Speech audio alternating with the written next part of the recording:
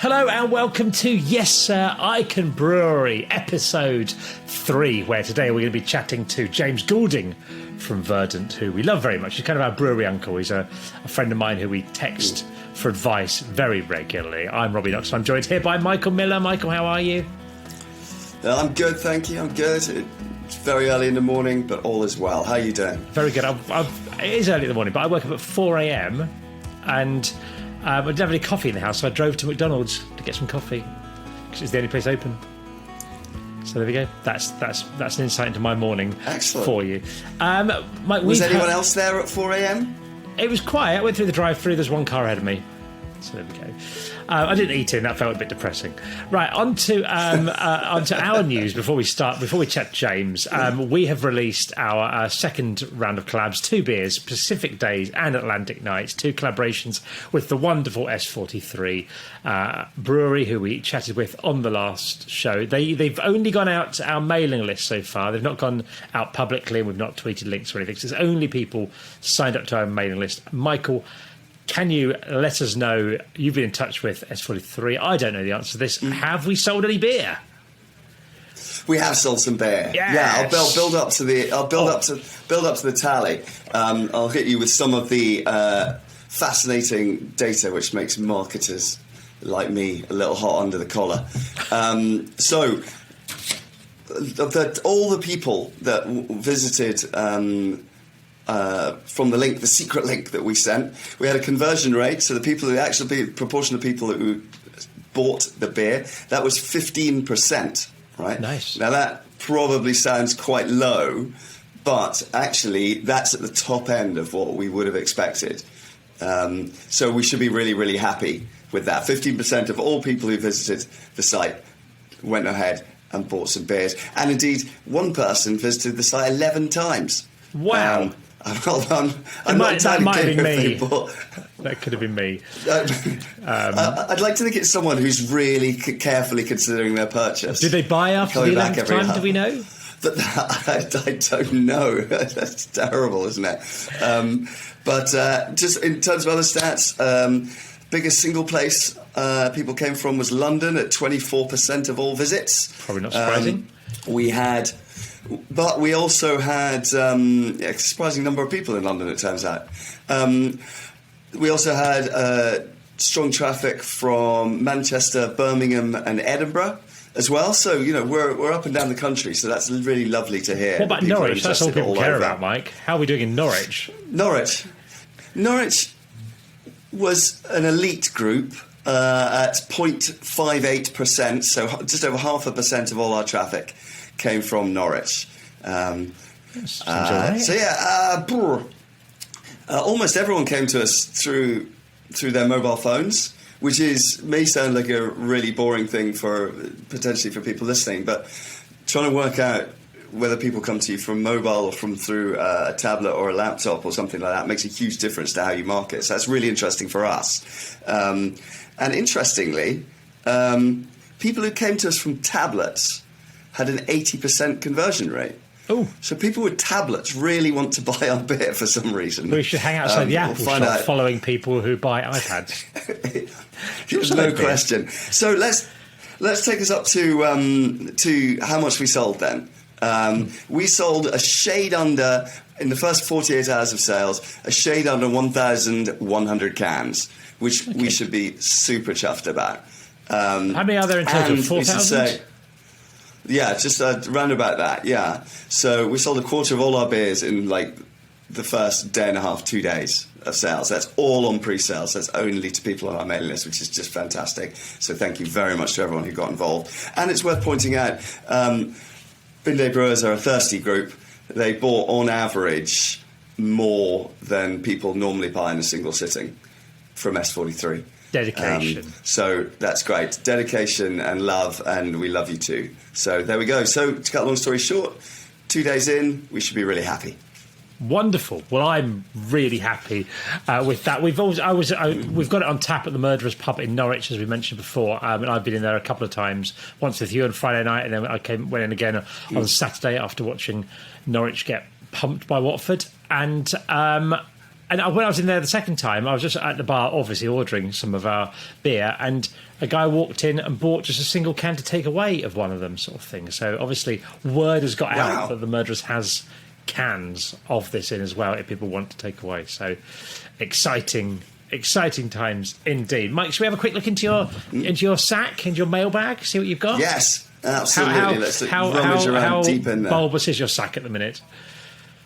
The sack's quite full, actually, and I'm looking forward to emptying it. Excellent, please do. So, right, so we had, again, as usual, lots of people offering us help, which is brilliant, and all their details always go into the golden spreadsheet of glory. Damien, we should highlight, because he can get us a forklift or a pallet truck. Nice. Which I'm sure we will be in need of at some point. Lots of people congratulating us on the beer, which is brilliant.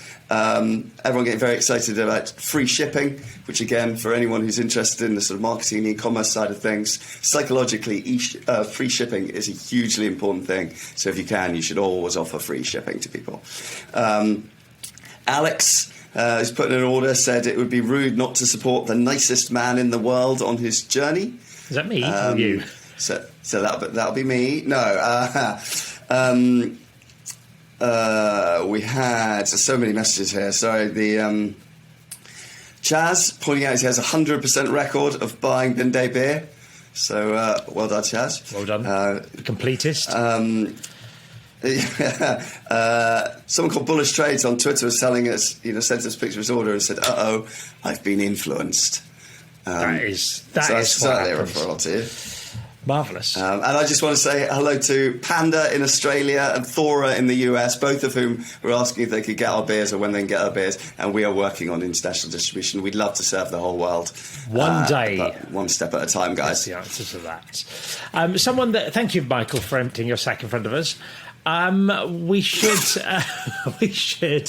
probably move on to our interview for the day, our chat, which is with a very lovely man, someone who knows a huge amount about brewing and has worked at a number of great breweries. I'm sure he'll tell us about it in a second. It is the wonderful James Goulding. So let's get on to the chat. James, hello, sir. How are you doing? Thank you. You guys? Are you in Verdant Towers at the minute? Is that what we can see in the background? Yeah, this is the delightful port cabin office that we're using, just to give you a real authentic experience of. Thank you, we appreciate that. First things first, are you getting bored of us texting you with inane questions about brewing? Guys. I think it's brilliant. Happy that I can share what knowledge I've accumulated in the past and trying to help you guys not make some of the same what seem like obvious mistakes now, but weren't at the time when we were getting started out. And just more than happy to keep going with it. Excellent, thanks, pal. Good. And I'm sort of returning the advice favour in terms of NFTs, aren't we? We're having like a two-way thing where it started off with me asking you questions about brewing and you ask me them. So good. But just to give people a brief rundown, can you just tell us roughly a brief synopsis of James Goulding's career so far? Yeah, okay. So keeping it relatively short, approaching year 10 or 11 now. Started at Lervig way back when, not long after Mike Murphy had got there. Went through all the changes and the growth, which was incredibly useful, to be sort of in at the ground level in a very, very big brewery. There's not many breweries that are able to brew that much beer at that age on their sort of career trajectory. So I did 4 or 5 years there, loved it, but fancied a change. Moved back over to the UK, went to Wild Beer, which was a completely different experience. All barrel aged, all sours, all very, very high end, a lot of restaurant and specialty stuff. Went through a crowdfund with those guys and thought, okay, it's going on a trajectory that's not really where I want to be anymore. So parted company, all on good terms. Met Collective Arts and started doing their European and Asian planning strategy. Wasn't there for as long as I thought I'd be, but couldn't turn down the opportunity to come down and work for Verdant down here in sunny Falmouth. I'd known Adam and James a little bit, but Adam longer, pretty much since they started. And just thought, if there was ever a time to go and join them, it's now. And everything is stars are aligning for them. So yeah, that's the sort of the four, X's, if you like. Wonderful. You don't get many more breweries in the country more respected than Verdant. Why is that, do you think? First of all, what's it like working for a brewery that everyone universally loves? Not everyone. No? No, I mean, it seems to be a very common theme these days, right? That on certain social media platforms, you can find a lot of hate, a lot of, I would say, unnecessary, just, negativity. If I don't like a product or a brand or anything, I just don't feel the need to go on and slam them. But, certain people do, and they're right. But yeah, it's interesting. It was a definite change of pace. I've gone from having to push to having to make slow beer to having to push again to coming down here where we really focused on one thing all the time, which is hazy hoppy beers. We recently experimented slightly more, wanting to push our, I say styles, but they're very experimental at the moment for us at least. They're not particularly crazy. They're not trying to reinvent the wheel, but yeah, it's fun. It comes with a very unique set of challenges. I'm not always that comfortable with living in that bubble or the hype of it, because you're kind of, we get accused of not producing enough or deliberately making it hard to get. And, it's just not the case. We're very, very structured, and we want to make this amount of beer this way. And we've been lucky enough and work with a good enough team, whereas, we don't really have anything to offer beyond what we make, and we're not really interested in pushing and breaking through that ceiling and going bigger and bigger and bigger for the sake of it. We're all very comfortable is not the right word, but we're very happy with where we are and how big it is. It's still fun, We're not really dictated by one brand or one contract or one type of beer that we have to produce over and over again, because that's in this amount of supermarkets, football stadiums, etc., etc. So, it's still got that agility. And yeah, it's a lot of fun. There are horrible days, but there are horrible days at every brewery, I'd imagine.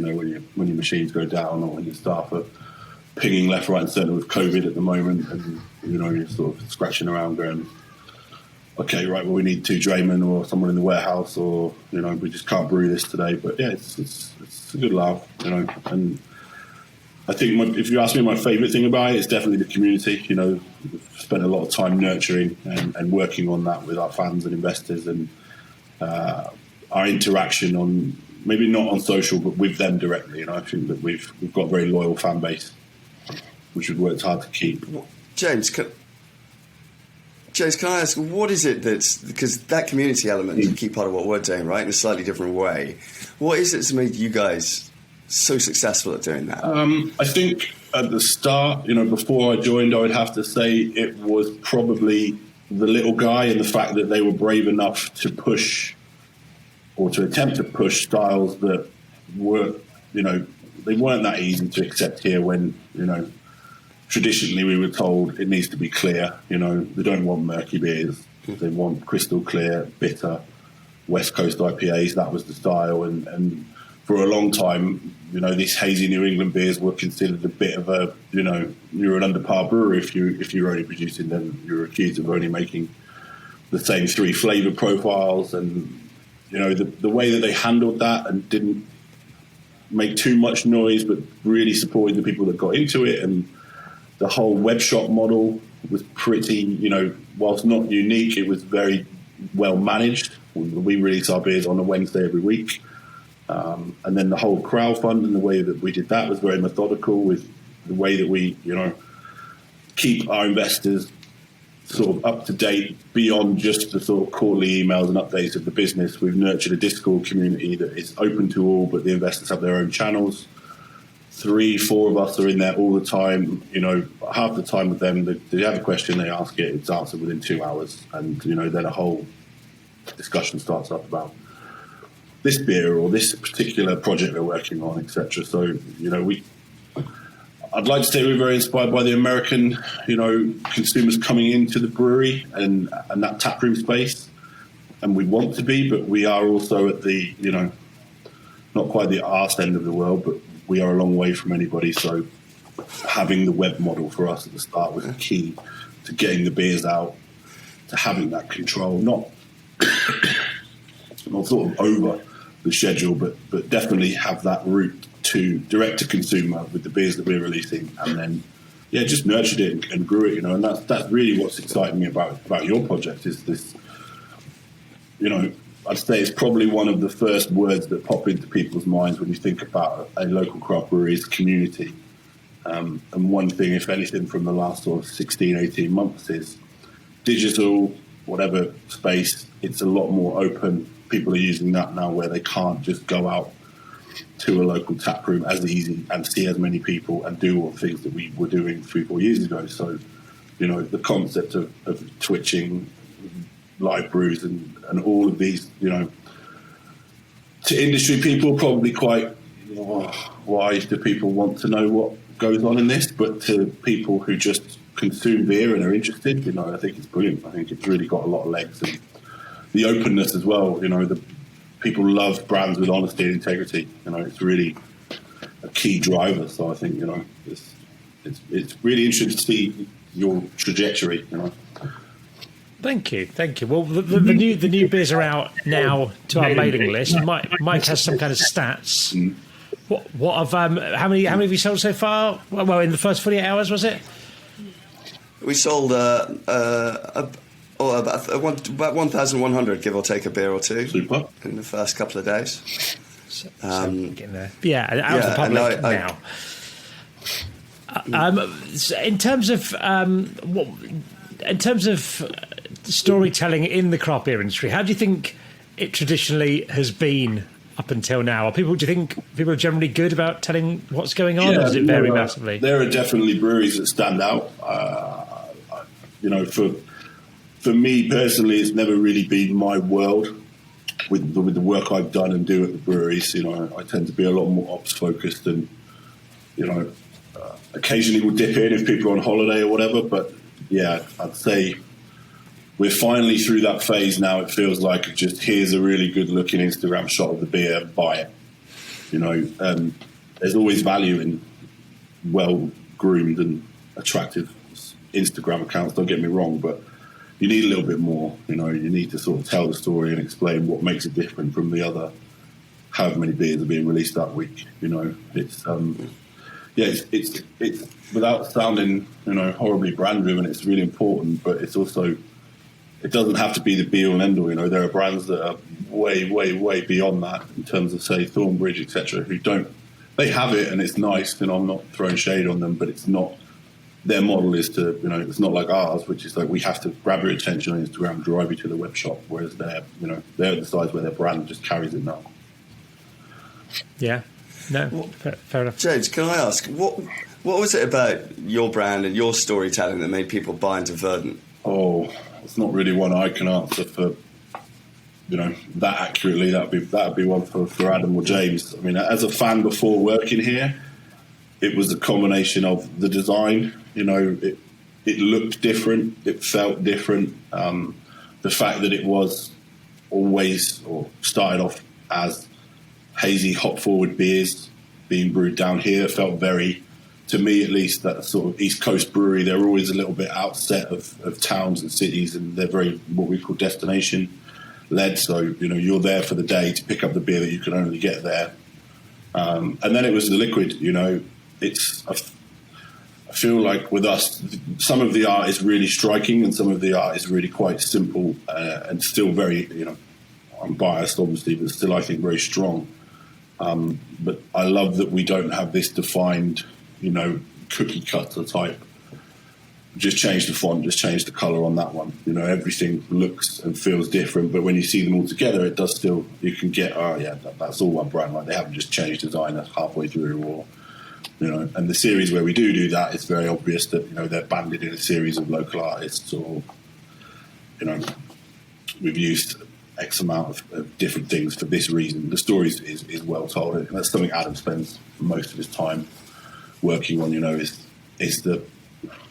is really the brand sort of story, because whilst we are 5 years old and a decent size, not you can't take it for granted. When we go to London Festival a few weeks ago, there's still people walking up going, didn't even know there was a brewery in Cornwall. What are you down there? Yeah, nice. Onto sort of strategy sort of things. We've had a lot of chats with you over beers in the past about things anyway, but we're at the point where we've done a couple of different collabs. We've got a few more in the pipeline, and we know the end plan to build a physical brewery eventually. But I think the big decision for us really is working out how we go about that, and whether it's a case of do we go hell for leather towards raising money and building a physical brewery, or are we best to try and get out some of our own beers, because everything's been collab so far, but things that we've made, like Bin Day IPA itself that you've tasted in the past.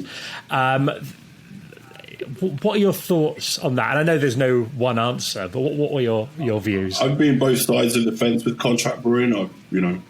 We've contract brewed for people, and we've needed contract brewing. It certainly worked for a lot of people in terms of giving them the platform to start a brewery. I'd say it seems like it was really prevalent 14, 15, dipped a bit, and now recently has come back up. There seems to be a lot of brands that have either had to move or upscale and shut facilities and contract brew to keep them going in the interim, or have used it as a platform, which is, essentially what you're describing, right? So, yeah, I would say in terms of strategy, decide how much beer you want to produce, not how much you think you can sell, or don't be led by what other breweries are doing, or just be a bit bullish in that, in the sense that you know how much beer you guys want to make. Let that dictate everything else. Work very hard on your forecasting and projections, and not kick the can down the road with selling it, but if you just chase volume, or you underspec it and you're forever upgrading it, you're constantly trying to catch up with things. In terms of getting started, if I was in your shoes, I'd probably contract another 4 or 5 times and then look. But I guess in some ways it's like buying a house. If the right one comes along, the right space comes along next month, you got to take it. If it's sort of right but not right, you probably let it go. And then Did you touch on crowdfunding then, or am I getting we haven't yet. You might be my children screaming in the background, but just ignore that. We're recording early in the morning. They've just woken up, probably haven't had breakfast yet. So in terms of you mentioned deciding how much we want to brew. Is that in terms of then we can go, this is the size of brew house we need, this is the size of space we need, and that sort of stuff? Yeah, we work very modularly here, where we brew in 40 hec, 80 hec, or 120 hec, and then everything in and around the brew house and cellar floor is derived from that. So we're either doing single, double, or triples, and then we know all of the time roughly yields and pack times and how much volume and how we want to split that. So I'm sure every single brewery is working on some different version of that model, but knowing sort of what size is your ideal. You're not going to then try and be turning a 20 barrel brew house too many times, or not enough, and be worried about your efficiency and your KPIs. It's really difficult. I appreciate when people are starting, cash flows are tight, and expansion is sort of a necessary thing. There are very few breweries that can just start with enough space and miraculously go.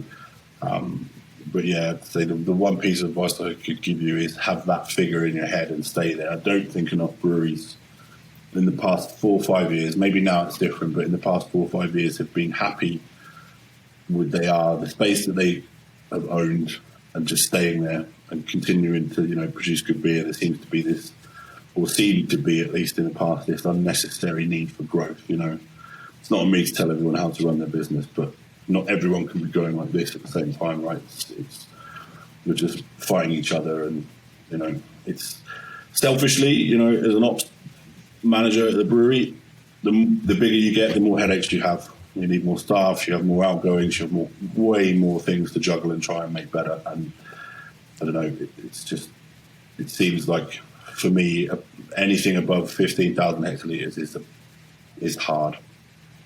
Okay. But I'd be guessing you guys would be probably looking at 2,500 hect, putting out about 15 barrel kits, say. Yep, that was roughly the sort of chats we'd have. But yeah. No, good. Okay, so get a plan and then stick to it. Essentially, work towards to change it. It's not set in stone. You can definitely rip it up and start again. But there's been so many instances of friends with breweries or other breweries that we've known that have had 3 or 4 expansions in 5 years, and you're like, wow, the money that you guys are sinking in to that with those losses. After you bought this brew house and then it wasn't big enough, so you bought that one, had to take the old one out, put the new one in, had all the downtime. If you can go slightly bigger than you need at the start, always do it. Right. Don't skimp on the floor. The floor needs to be the most expensive thing that you have. I'm sure Alex up at S43 and everyone else you've brewed with will tell you about slope drains and how important they are. Yeah. A lot of resin chat. It's always one of those. You're like, oh, it's sort of 25 grand for a fermenter or 50 grand for a sloped floor. I think we'll do 2 fermenters. You're like, oh, you'll be cleaning that forever. Okay, so spend most of our money on floors, Mike. Remember, write that down. Floors are very, very important. Floors and pump. But it's it's different for everyone, and that's the nice thing about it is when we're hanging out with other brewers. We just had a lot of people down this weekend because we had our festival was cancelled sadly due to COVID, but we had a few of the breweries still come down and hang out because we haven't shown off the space properly before. Everyone's on a slightly different journey with slightly different equipment and a slightly different, ethos and way of wanting to do things. And I think that's what makes the whole thing interesting is it's very open at the same time, they're all a little bit guarded with what they want to do and how they achieve it. But it's definitely fun for us, hanging out and talking shop about all these different things and what everyone's plans are. Do you enjoy all that stuff, talking with other brewers about the sort of strategy side of things? Yeah, for the most part I do. There was a time in February where I was getting a bit irked with it. No fault through it of anyone's, but there was, a lot of issues with exporting beer. And we'd worked pretty hard getting our ducks in a row with a few, and spent a lot of money with a few freight forwarders and logistical companies. And I can't remember who. But I was dragged into an email thread and sort of said, "Oh, any questions? He's your man." And I was like, "Oh, come on." It's like 25 breweries here. There's going to be a lot of questions. And I can't, confidently say I know how to do this. We're 2 months in. We've got beer moving about 70% compared to what it was pre-Brexit. Now, I'm not getting into whether it's right or wrong, but, we managed to do it. I can't just give that up, Yeah. But no, it's good. Generally, it's good. If people are pushing a little bit too hard with wanting advice they're not comfortable giving, then, they don't get arsey if you sort of say, kind of have to figure that one out for yourself, Yeah. There's not many that just take, which is Apart from us. Can I just ask, speaking of your freight and logistics, where are your markets? Oh, Who's buying your stuff? I'd say the breakdown sort of changes week by week, but we try to hold around about 25 to 30% direct through the web, about 35 to 40 through wholesaler, UK wholesaler and direct. Export dips, I think the most we've ever done is around about low 30s a month. And then the rest, we have a good presence in Cornwall in the summer. This summer was particularly good for us with everyone holidaying down here. But there's not really sort of one that dominates. 1 week it may be the north, which sounds very blanket, but for us, we say the north, we basically mean M62 corridor. London is obviously the busiest of of all the markets, but it's definitely the hardest for me to say, oh, you can go to that bar and get our beer, because they're changing all the time, etc. And then in terms of Europe, all of Scandinavia, France is going very well for us at the moment. Spain, Italy, Germany. We don't really have a lot to offer with export. We have partnerships with 10, 12, 15 people that we really know and like and trust. And when they order, we try and say, we can give you this, or you have to wait a while, because we try to live very, very close to the line in terms of production versus what we can and can't sell. We don't. And in terms of that sell,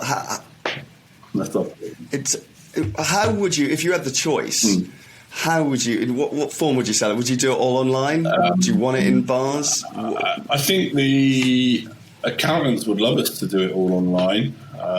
Lowest overheads and highest GP, but there's still, you have to keep everybody happy. We work with wholesalers. We want to see the beer on draft in bars and pubs. So I think the split is probably as good as we could get it. There may be some beers that do a little bit better on the web for us. I'd say double IPAs seem to be the style for us that are a bit slower on draft at the moment.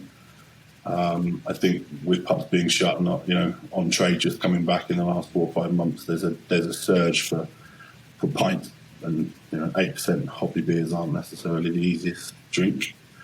But yeah, I don't think I'd change too much. I'm comfortable where it is. For a new business, your wholesaling percentage is probably going to be a little bit smaller, just because there's not necessarily the demand for you at the start. So it will definitely change over time.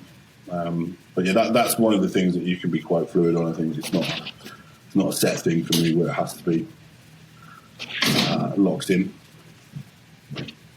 Nice. Well, in terms of costs for things now, I know this is an impossible question, but we've done research. We've got rough ideas of things.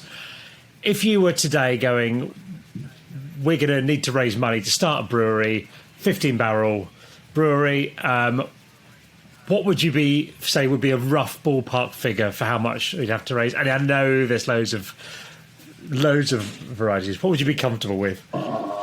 Depending on what you were putting in there, where it was, and how sort of user-friendly, customer-friendly you want it to be, anywhere between...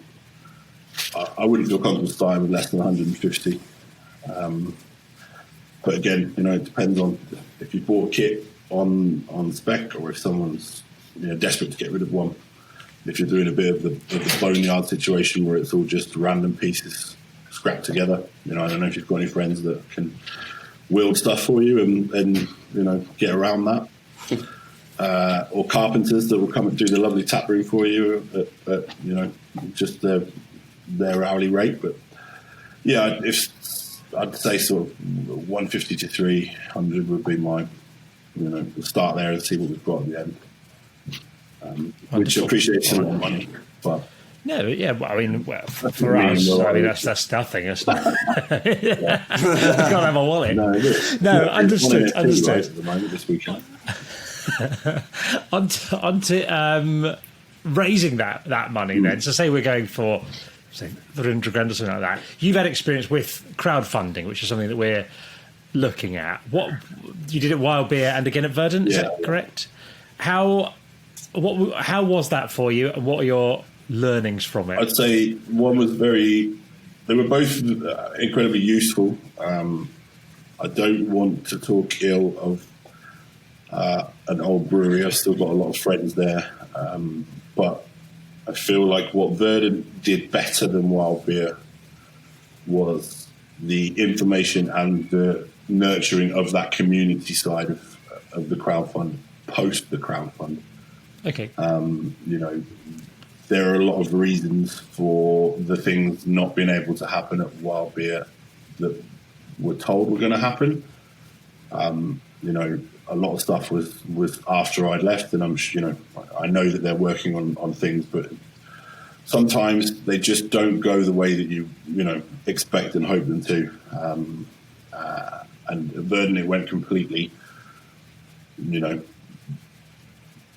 exactly the way the guys wanted it to, with the spec out, the building, the install, the time frame. But you have to be super honest with everybody. That's the main thing. You can't over communicate. You have to set yourself a lot of time aside, from the brewery to update them, the investors. But you're set up for that already in a way that you're not trying to bring people into your community. You've already established, one. You're trying to grow the one that you've got. I'd say it'd be a lot harder if you were coming in from a different industry or hadn't spent any time in here, or I appreciate it's relatively new for both of you, but it's not completely new. You're not making that move tomorrow.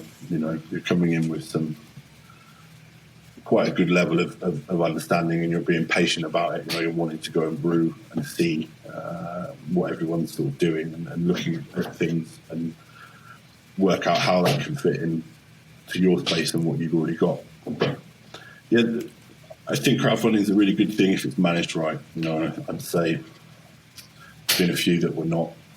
The businesses were probably overvalued and just over expectancy, and people also thought they could probably see massive returns because of what was going on at Brewdog, where they love to tell people if you buy them for 500 they're worth $5,000, but like anything, it's only worth what the person wanting to buy it will pay for it. So yeah, And what made people?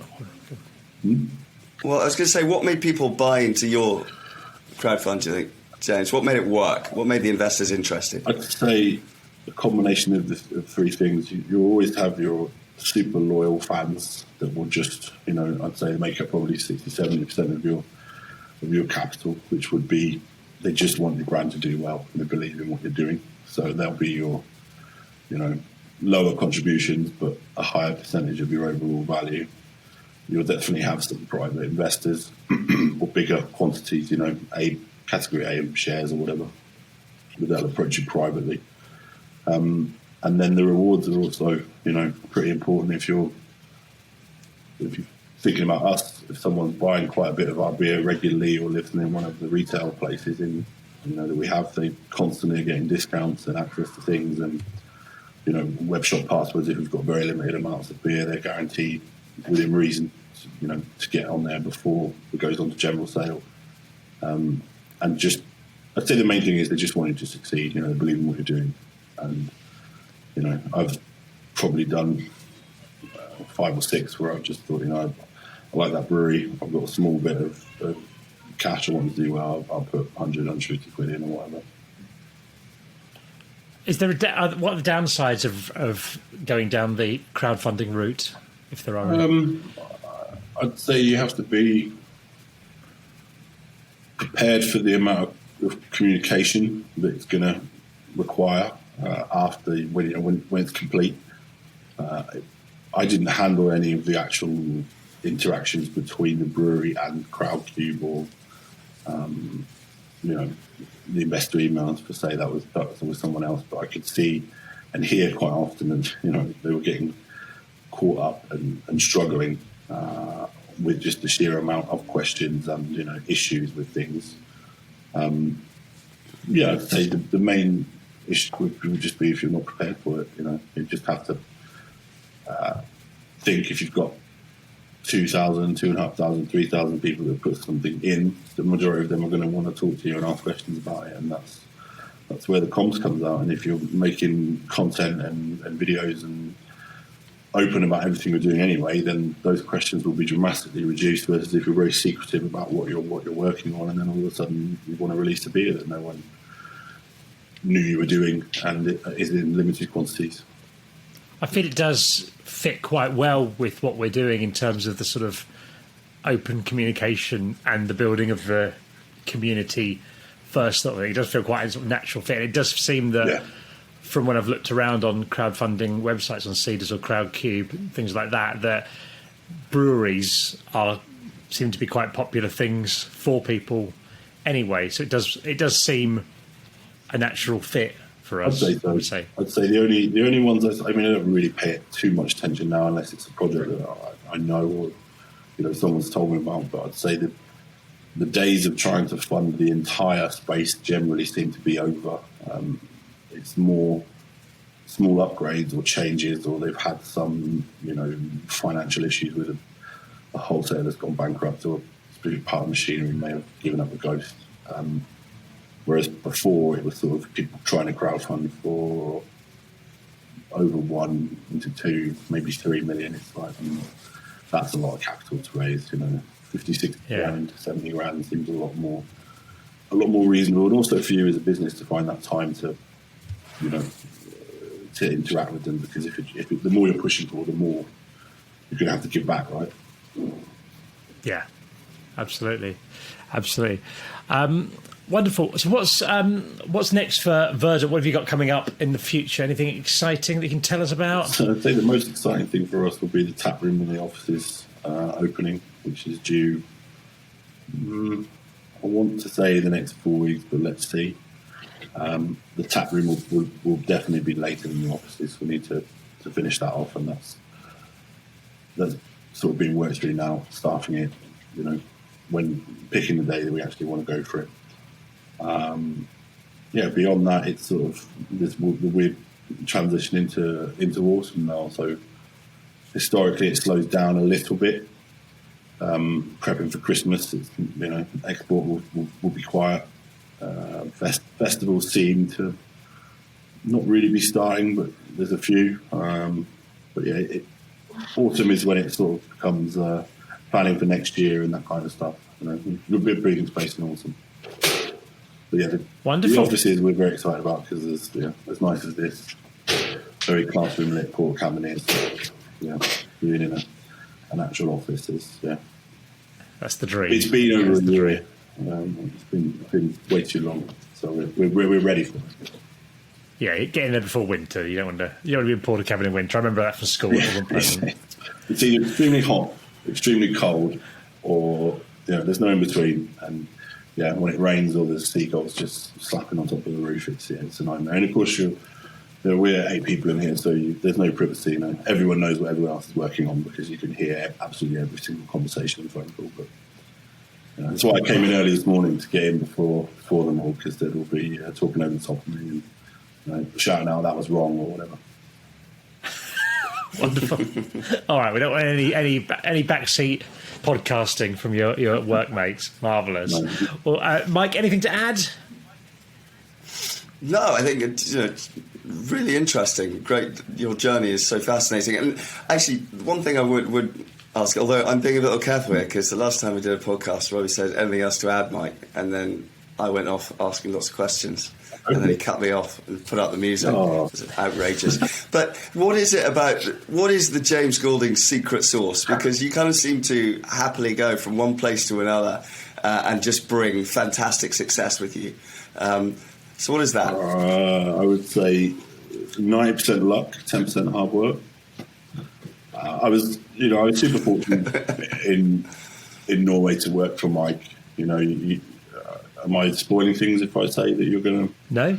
We've opening actually. Yeah, so we're going to Lervig next to work with Mike, aren't we?